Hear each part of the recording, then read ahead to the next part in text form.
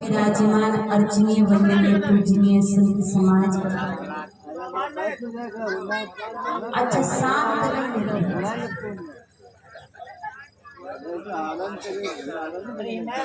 सत्संग प्रेमी भक्त सज्जन, भक्तिमय ममतामय मेरी माता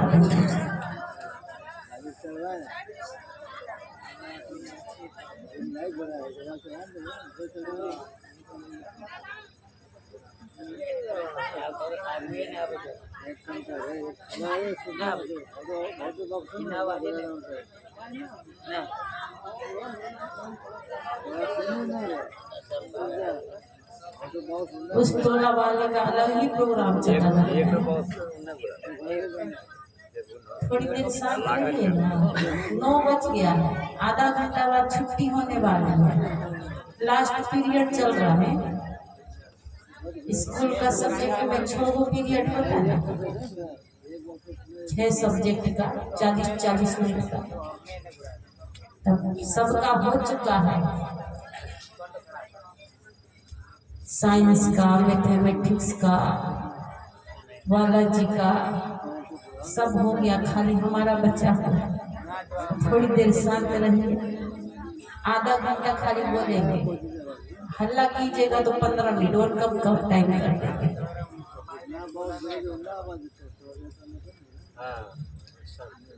ये कार्यक्रम किस लिए किया जा रहा है? जो सत्संग कार्यक्रम है किस लिए किया जा रहा है? तो सास सोच रही है कि बहू सुधर जाए, इसलिए किया जा रहा है ना। अब बहू सोच रही है सास को थोड़ा सा सद्बुद्धि ज्ञान मिल जाए, दिमाग आ जाए, बुढ़ापे में बुद्धि सटिया गई है तो बहू सोच रही सास के लिए सत्संग। बाप सोचता है कि बेटा को थोड़ा सुधार हो तो बेटा के लिए सत्संग। अब बेटा सोच रहा है कि पिताजी बूढ़े हो गए हैं पर कुछ सुधार में कमी है, उसमें भी कमी नजर आ रही है, ये सत्संग पिताजी के लिए बढ़िया होगा। आखिर में ये सत्संग किसके लिए है? कि सत्संग हम सभी के लिए है, चाहे वो सास रूप में है, चाहे बहू रूप में है, बेटा रूप में है, बेटी रूप में, माँ बाप रूप में, संत रूप में, गृहस्थ रूप में, सबके उद्धार के लिए, कल्याण के लिए सत्संग है। और हम क्या समझते हैं? ये दूसरों के लिए। इस गांव के लोगों ने और हमारे इस कार्यक्रम के कमेटी के अध्यक्ष आमीन बाबू ने, उनके समस्त कमेटी के सदस्यों ने मिलकर बहुत मेहनत से, आजकल सबसे बड़ा काम है चंदा मांगना। इस सत्संग के लिए चंदा मांगना बहुत कठिन काम। इन्होंने चंदा मांग कर पंडाल भोजन की व्यवस्था किया आपके लिए, और आप लोगों को बुलाया कि आइए सत्संग सुनिए, बदले में भोजन खा के जाइए, सब कुछ आपको आराम से मिलेगा। और अगर आज मान लो सत्संग नहीं होता तो घर में भी चूल्हा फूकते होते ना, छुलनी चलाते होंगे हम। अब यहाँ कितना आराम से बैठे हैं कि बस यहाँ से उठेंगे तो रोज तो थाली लगा के सबको खिलाते थे तब खाते थे। यहाँ तो सबसे पहले पत्तल में बैठेंगे हाथ धो के, थाली भी नहीं लगाना, पत्थर अपने आप आएगी, दाल चावल अपने आप डलेगा, खाली खाना खा के घर में थाली उठाने बर्तन मांजने जाना पड़ता है, यहाँ मांजना पड़ेगा जी, खाली हाथ लेके उठ जाना है। कितना आराम है सोचिए। तब भी हमारे आयोजक मन माइक से क्या कहते हैं? सत्संग में आने का कष्ट कीजिए। अनाउंस करते तो क्या करते? समस्त ग्रामवासियों से निवेदन है कि सत्संग शुरू हो गया, सत्संग में आने का कष्ट कीजिए। मतलब यहाँ आने पर आपको कष्ट मिलेगा कि सुख मिल रहा है? सत्संग में कष्ट नहीं, सुख मिलता है, बहुत सुख मिलता है। आनंद घनो घनो छाए संतों के संग में, एक गुजराती भजन है, गुजराती में कहते हैं कि आनंद घनो घनो छाए संतों के संग में। घनो घनो मतलब बहुत बहुत। जैसी संगति कीजिएगा वैसे जीवन में प्रभाव पड़ेगा। आज जो आदमी जहाँ जिस दशा में है, अपनी दशा को देखिए, उसके पीछे उसकी संगति का हाथ है, संग का हाथ है। अगर हम संत बने हैं तो ये हमारी संगति का हाथ है। हमारे घर बचपन से संत आते थे, संतों की संगति किए हम तो संत बन गए। आज जो शराबी है, जुआरी है, नशेड़ी है, उसके पीछे भी संगति का हाथ है। अगर उसको शराबी संगति नहीं मिलता, दोस्त यार नहीं मिलता, तो वो शराबी कभी नहीं बन सकता था। जो वो बिगड़ा है इसमें केवल संगति का हाथ है। जो सुधरा हुआ है, जो संत बनकर यहाँ बैठा हुआ है, वो संतों की संगति किया। इसलिए सदगुरु कबीर साहब कहते हैं कि संगति से सुख उपजे, कुसंगति से दुख होए। कहे कबीर तहाँ जाइए जहाँ अपनी संगति होए। संगति से, सज्जन की, संत की संगति से हर समय सुख ही मिलेगा। जैसे फूल की दुकान में जाइएगा तो फूल नहीं भी खरीदिएगा तो भी उसकी खुशबू तो आपकी नाक तक फ्री में मिल जाएगी बिना खरीदे। शराब की दुकान में जाइए, मत खरीदिए, पर बदबू की नाक तक तो गंध पहुंच ही जाती है।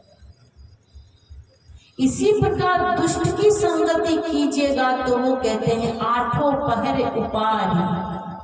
अगर गलत लोगों के साथ बैठेंगे, उठेंगे, बात व्यवहार करेंगे तो हमारे चित्त को चंचल बना देते हैं, हमारे मन को अशांत कर देते हैं। इसलिए अच्छी संगति करना चाहिए अगर आपको अच्छा बनना है। मानव जीवन बहुत कीमती। मैंने कहा था कि अगर 1-2 लाख की बुलेट गाड़ी या फिर राजदूत गाड़ी या मोटरसाइकिल हम 1-1.5 लाख की लेते हैं तो उसमें मिट्टी का तेल नहीं डालते, केरोसिन तेल नहीं डालते। सोचते इतनी अच्छी गाड़ी में मिट्टी का तेल क्यों डालें। और ये जीवन शरीर रूपी गाड़ी तो 1-2 लाख की नहीं, करोड़ों का है। अभी हम 2 दांत फिट करवाए हैं, 9,000 रुपया लगा। हम दांत फिट कर रहा था, डॉक्टर उससे बोले कि देखिए कुदरत ने हमको 32 दांत दिया, 1 रुपया नहीं लिया, और आप 2 दांत फिट किया, 9,000 ले लिया। बताइए, कुदरत ने 32 दांत ओरिजिनल फिट करके भेजा। इतना अच्छा कोई डॉक्टर नहीं बना सकता। जो लगा वो नकली कहलाएगा, उसमें हार्ड चीज नहीं खा सकते। जब नकली 9,000 का तो असली कितने हजार का होगा। एक दांत की कीमत कितनी, 10,000 मान लीजिए। असली बनाएंगे तो फिर भी नहीं बना पाएंगे जो हमको मिला इस प्रकार से। तब 10,000 दांत का कितना हजार हो गया। इसी प्रकार आंख की कीमत सोच लीजिए। जो आंख कुदरत ने दी है, इस प्रकार की आंख कोई वैज्ञानिक बना सकता दुनिया में है? सकती किसी को आंख बनाने की? अभी तक कोई पैदा नहीं हुआ कि आदमी की आंख बना ले। जो कान का पर्दा बनाया है कुदरत ने, ऐसा अगर ये पर्दा खराब हो जाए तो कोई पर्दा है जो बना के देते? किडनी खराब हो जाए तो कोई किडनी नकली है जो बना के देते? शरीर का प्रत्येक अंग इतना कीमती है, उसमें हम सड़ा हुआ आब, शराब डालते हैं। शराब का मतलब सड़ा हुआ आब, आब मीन्स पानी, सड़ा हुआ पानी। महुआ को जब सड़ाया जाता है, जब उसमें पिल्लू कूदने लगते हैं, अंगूर को जब सड़ाया जाता है, जब तक उसमें पिल्लू ना हो जाए। घर में कहीं पत्नी रात की सब्जी सवेरे दे दे, और सवेरे की सब्जी तो पति कटोरी उठा के, थाली उठा के फेंक देगा कि हाँ गरम सब्जी नहीं बना सकती कि सुबह की सब्जी दे रही हो, बासी सब्जी खिला रही है। जो महीनों का सड़ा हुआ अंगूर, महुआ, गुड़, चावल, पता नहीं कौन कौन चीज सड़ा सड़ा कर बनाया जाता है जिसका नाम शराब। और उसको आदमी पैसा से खरीद खरीद के पानी मिला मिला के पीता। एक आदमी कह रहा था, साहब हम दूध बेचने जाते ना तो लोग पूछता है कि दूध में पानी तो नहीं मिला है, और जब शराब खरीदता है तो पानी मिला मिला के पीता है। और दूध को घर घर बांटने जाना पड़ता है, और शराब को आदमी घर घर बांटने नहीं आता।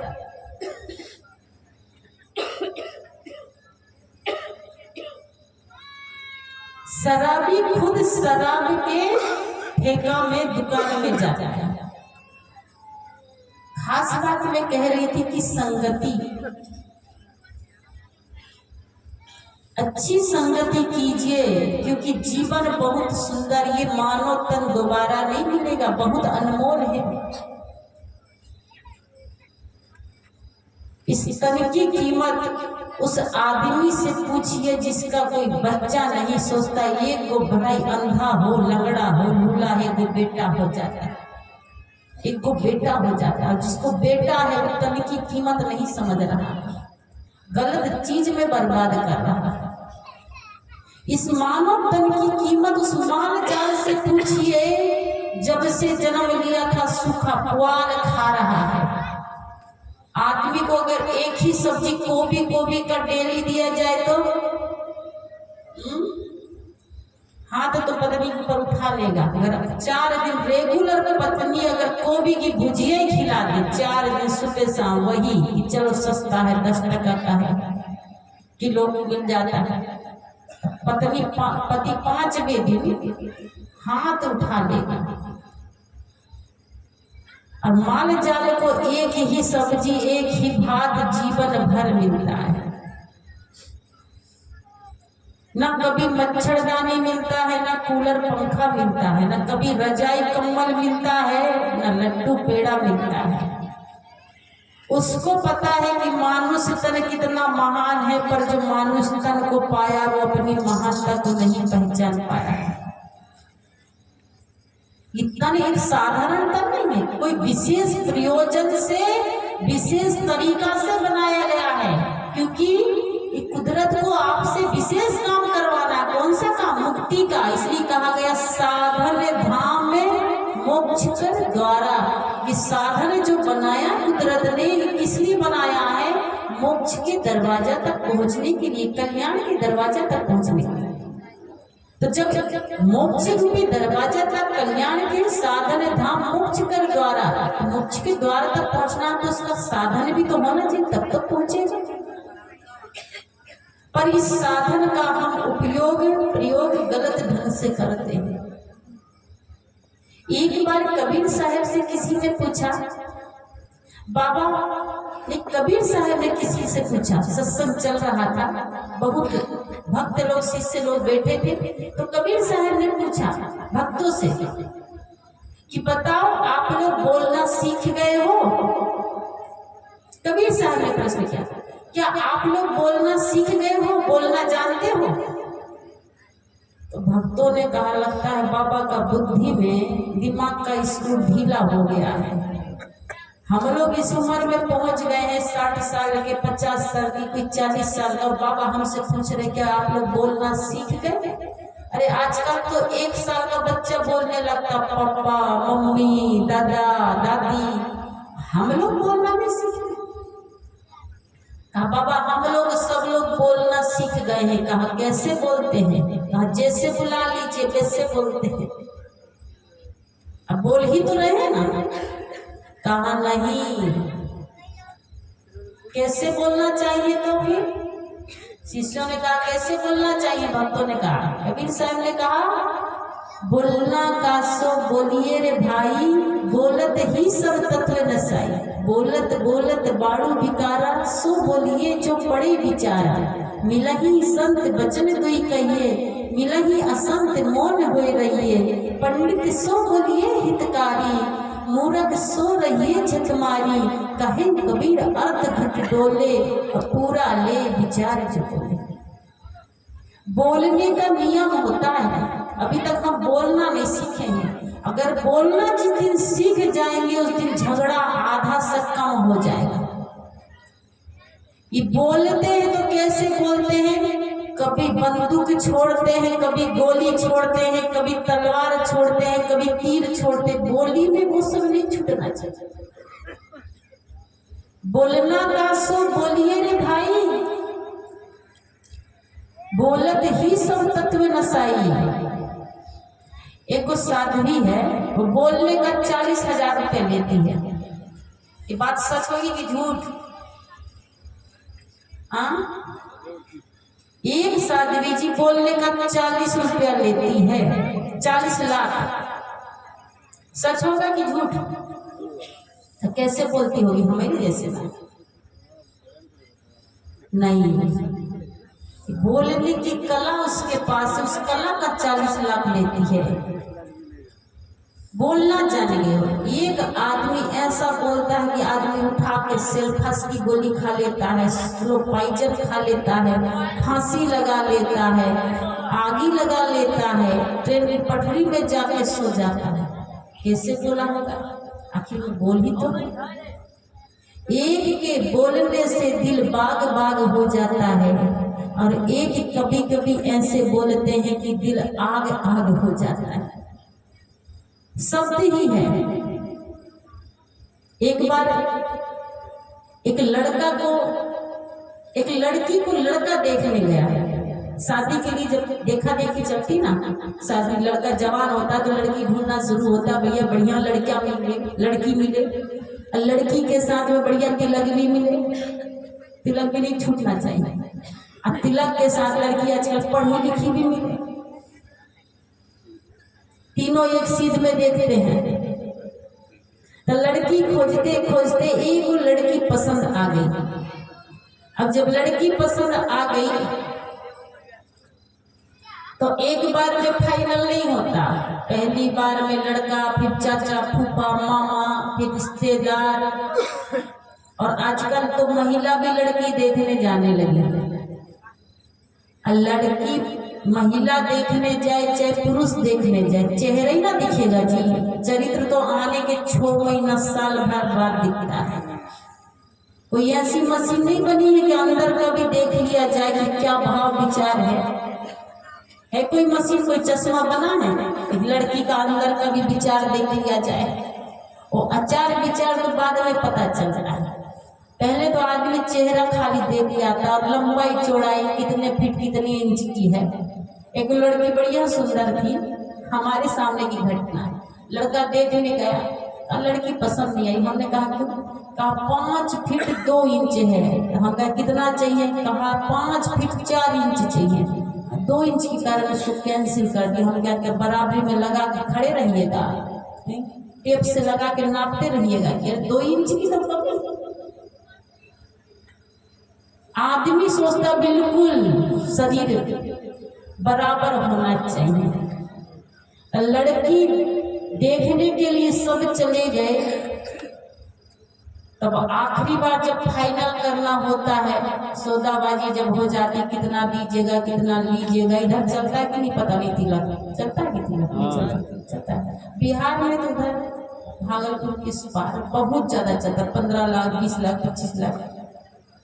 इधर उतना नहीं शायद मेरे ख्याल से चलता। इधर भी हम लोग क्या नहीं चलता। छत्तीसगढ़ एमपी में तिलक नहीं जानता लोग किसको तिलक कहते हैं।